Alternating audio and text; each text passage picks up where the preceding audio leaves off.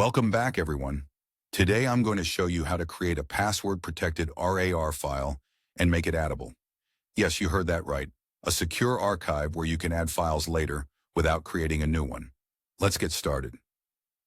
First, I opened Google Chrome, used one of my profiles, and searched for WinRAR.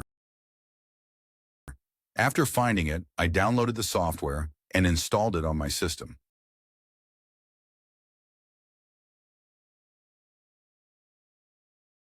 The process was quick and easy. Once installed, I moved to my desktop, where I had a folder ready for this task. I right-clicked on the folder and selected Add to Archive. The WinRAR interface popped up, and here's what I did next. I clicked on the Set Password button without changing any other options or clicking any extra checkboxes.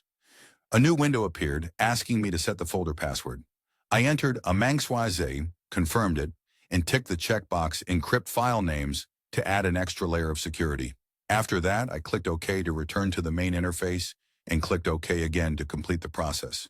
Just like that, my password-protected archive was created.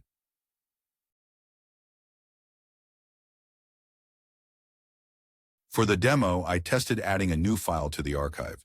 First, I opened the archive by entering the password amangswaze.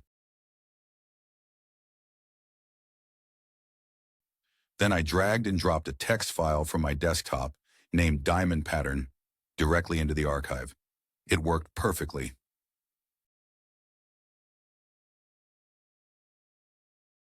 And there you have it, a fully secure, addable, password-protected RAR file created in a few simple steps.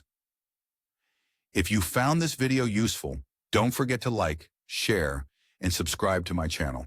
I'll keep bringing you more practical and interesting tutorials like this one. Thank you for watching, and I'll see you in the next video.